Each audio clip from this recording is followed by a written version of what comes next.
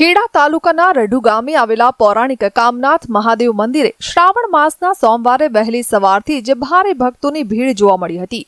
ભગવાન શિવના દર્શન અને પૂજા અર્ચના માટે મોટી સંખ્યામાં શ્રદ્ધાળુઓ ઉમટી પડતા સમગ્ર મંદિર પરિસર હર હર મહાદેવના નાદથી ગુંજી ઉઠ્યું હતું।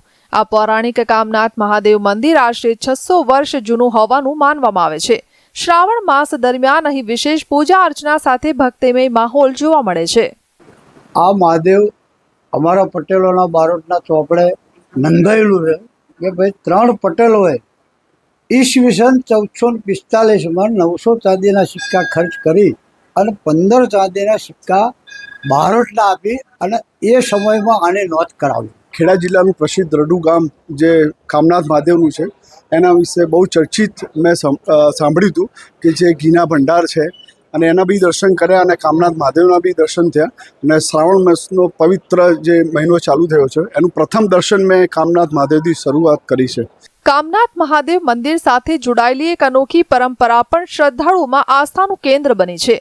મંદિરમાં માટીની મોટી માટલીઓમાં શુદ્ધ ઘીનો ભંડાર રાખવામાં આવે છે। પોતાની મનોકામના પૂર્ણ થાય તેવી શ્રદ્ધા સાથે ભક્તો અહીં ઘી અર્પણ કરે છે।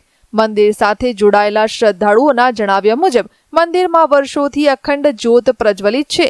લોકવાયકા મુજબ રઢુના કામનાથ મહાદેવ મંદિરમાં સાક્ષાત ભગવાન શિવ બિરાજમાન છે।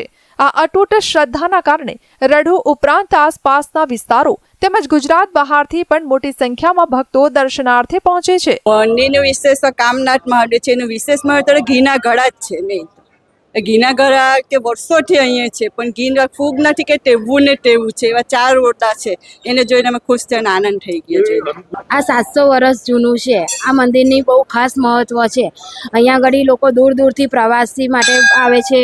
અહીંયા લોકો ઘીની વધારે માનતા રાખે છે, ઘી ચડાવવા અહીંયા એ મહત્વ બહુ છે। આ મંદિરની બહુ મહિમા સાંભળી હતી એટલે અમે સ્પેશિયલ અહીંયા દર્શન કરવા આવ્યા છીએ કે લોકોની મનોકામના પૂર્ણ થાય છે, મનની શાંતિ મળે છે, એટલે અમે આગળ સ્પેશિયલ દર્શન કરવા આવ્યા છે છેક આણંદથી।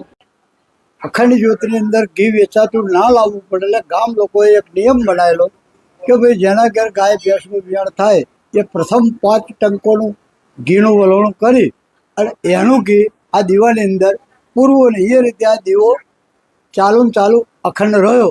પણ પાછલા 70-80 વર્ષોથી કે ભાઈ ગામની દીકરીઓ બહાર પહેરાવેલી અમને કંઈક દુઃખ પડ્યું હોય તો ઘીના દીવાની મોનતા ધીરે ધીરે ઘીની આવક વધી, પછી આપણા હગાવાલામાં પ્રચલિત થયું, બહાર આવતા જતા થયા, ઘીનો ભંડારો વધતો। શ્રાવણ માસના સોમવારે કામનાથ મહાદેવ મંદિરે વિશેષ પૂજા અર્ચના અને દર્શનનો લાભ લેવા માટે ભક્તોની ભારે ભીડ ઉમટી હતી। ભક્તોની સુવિધા માટે મંદિર ટ્રસ્ટ દ્વારા નિઃશુલ્ક ભોજનની પણ વ્યવસ્થા કરવામાં આવી હતી। શ્રાવણ માસ દરમિયાન આગામી દિવસોમાં પણ કામનાથ મહાદેવ મંદિરે મોટી સંખ્યામાં શ્રદ્ધાળુઓ ઉમટે તેવી સંભાવના છે। હર હર મહાદેવના જયઘોષ સાથે રઢુના કામનાથ મહાદેવના ધામમાં શ્રદ્ધા અને ભક્તિનો માહોલ છવાયો છે।